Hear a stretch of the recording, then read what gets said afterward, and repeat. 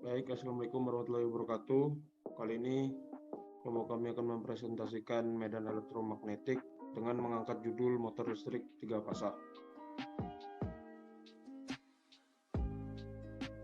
Berikut adalah nama kelompok saya, Denny Nur Satyoga dengan NIM 2524059, Ivan Aditya Sudarsono 2524074, dan Pandiar Fansa 2524113.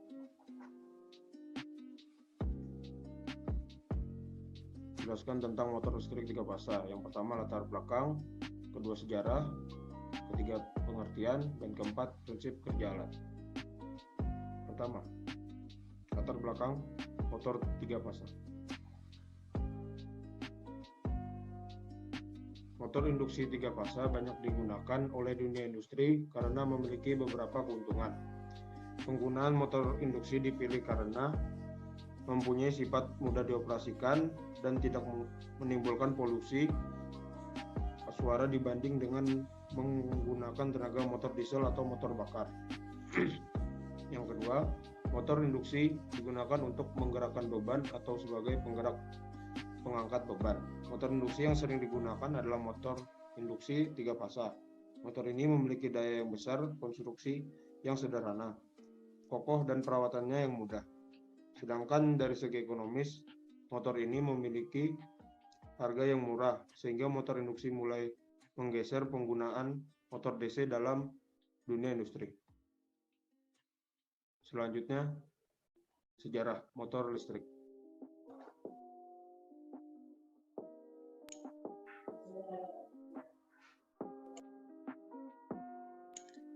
Sejarah pada motor listrik. Yang pertama itu alat berputar pertama yang digerakkan oleh elektromagnetisme dibuat oleh seorang pria Inggris, Peter Barlow, pada tahun 1822.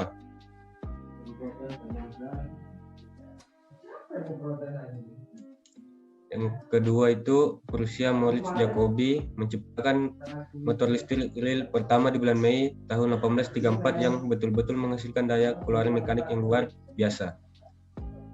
Motor itu menetapkan rekor dunia yang memperbaiki 4 tahun kemudian di bulan September pada tahun 1838 oleh Jacobi sendiri. Motor kedua itu cukup bertenaga untuk menggerakkan perahu dengan 14 orang menyeberangi sungai. Tidak lama kemudian pada tahun 1839-40 banyak pengembangan di seluruh dunia mulai membuat motor yang serupa dengan capaian yang lebih tinggi juga. Yang ketiga, pada tahun 1833 seorang asal Jerman, Heinrich Friedrich Emil mempublikasikan sebuah artikel tentang hukum resiprositas dari fenomena magnet listrik dan magnetik yang menerangkan reliabilitas generator dan motor listrik. Pada tahun 1835 dua orang Belanda, Sibandrus Stating dan Christopher Becker membuat motor listrik yang menenagai sebuah mobil mainan kecil. Ini adalah aplikasi praktis pertama yang dikenal dari motor listrik. Di bulan Februari tahun 1837, paten pertama untuk motor listrik dikabulkan kepada seorang asal US, Thomas Davenport. Akan tetapi, semua pengembangan awal oleh Jacobi, Stretching, Davenport, dan lainnya tidak mengantarkan kepada motor listrik yang sekarang dikenal.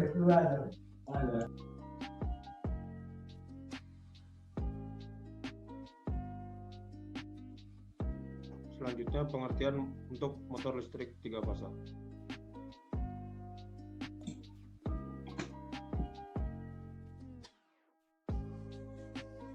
Dalam rangkaian kendali sebuah panel box di industri listrik 3 fasa, ada begitu banyak komponen.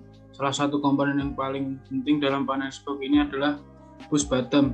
Push button ini adalah komponen yang berfungsi sebagai saklar, yaitu menghidupkan dan mematikan rangkaian kendali motor listrik pada panel box.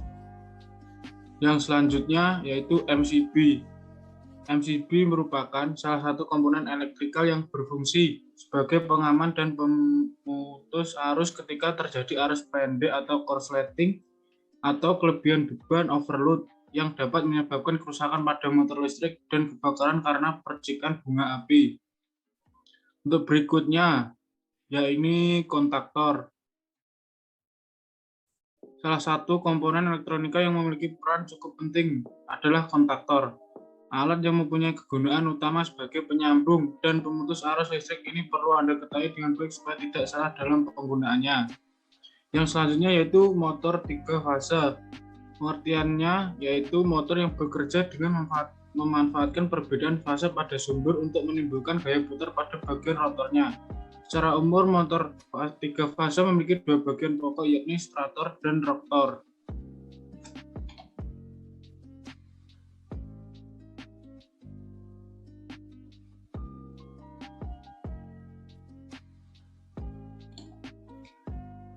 Berikut yaitu kelebihan dari motor 3 fase. Yang pertama yaitu lebih efisien. Penggunaan motor listrik 3 fase akan membuat listrik menjadi lebih efisien jika dibandingkan dengan listrik 1 fase. Efisiensi pada listrik 3 fase disebabkan karena sistem kelistrikan ini akan menghasilkan arus yang jauh lebih ringan daripada listrik 1 fase. Yang kedua yaitu tenaga yang dihasilkan lebih besar. Salah satu faktor penyebab induksi seperti pabrik menggunakan listrik 3 fase adalah tenaganya yang jauh lebih besar daripada listrik 1 fase. Tenaga yang besar tersebut disebabkan oleh adanya aliran arus listrik yang memiliki 3 fase berbeda secara bersamaan. Yang selanjutnya yaitu konstruksi yang sederhana. Konstruksi yang sederhana tersebut bisa dilihat terutama jika model motor dilengkapi dengan sangkat rotor walaupun konstruksinya sederhana. Motor listrik 3 fase mempunyai kekuatan yang cukup baik. Yang keempat yaitu ekonomis dan andal. Motor dalam listrik 3 fase lebih ekonomis karena harganya bisa dikatakan relatif murah bagi industri. Meskipun harganya mahal, motor listrik 3 fase memiliki kendala yang tidak perlu diragukan lagi. Yang berikutnya yaitu kekurangan motor 3 fase. Yaitu yang pertama penggunaan masih kurang umum dan yang kedua lebih mahal.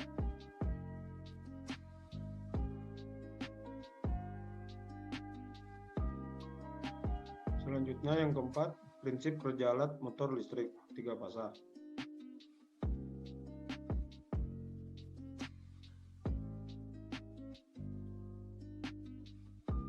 Pada bagian kiri yaitu rangkaian kontrol, rangkaian pembantu penggerak motor, dan sebelah kanan rangkaian power dan rangkaian penggerak motor.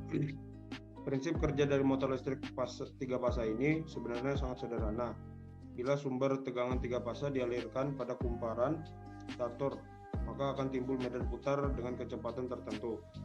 Besaran kecepatan tersebut bisa diukur menggunakan sebuah rumus yaitu NS sama dengan 120 F dibagi P. NS adalah kecepatan sumber, F frekuensi sumber, dan P kutub motor.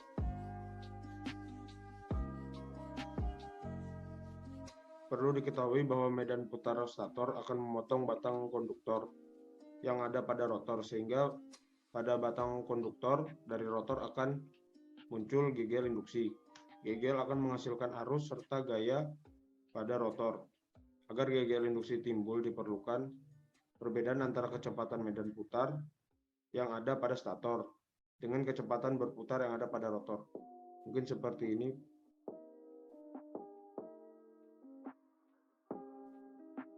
Perbedaan kecepatan antara stator dan rotor disebut slip yang dapat dinyatakan, maka rumus dari itu S sama dengan NS dikurang NR dibagi NS. Apabila NR sama dengan NS, maka gegel induksi tidak akan timbul dan arus tidak akan mengalir pada batang konduktor. Dengan demikian tidak dihasilkan kopel. Mungkin hanya itu saja yang bisa saya sampaikan dari kelompok kami. Kurang lebihnya mohon maaf. Assalamualaikum warahmatullahi wabarakatuh.